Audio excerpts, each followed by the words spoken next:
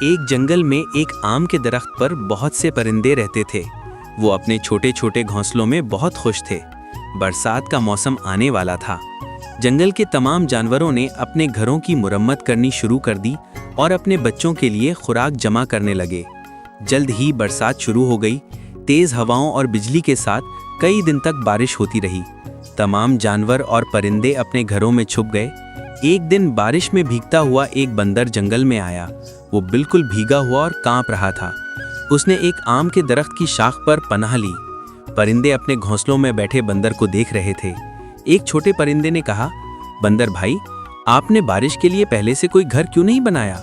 بندر غصے میں آ گیا۔ اس نے چلا کر کہا، چپ رہو، تم جیسے چھوٹے پرندے مجھے سمجھائیں گے؟ پرندہ خاموش ہو گیا۔ بندر نے غصے میں آ کر پرندوں کے گھونسلے ہلا دیے۔ کئی گھونسلے ٹوٹ گئے، بچے نیچے گر گئے۔ بارش رکنے کے بعد پرندے نے آسمان کی طرف دیکھا اور کہا، اے اللہ، کچھ لوگ نصیحت نہیں سنتے، وہ صرف اپنے نقصان سے سیکھتے ہیں۔ کہانی کا سبق: جو وقت پر محنت نہیں کرتا، بعد میں پچھتاتا ہے۔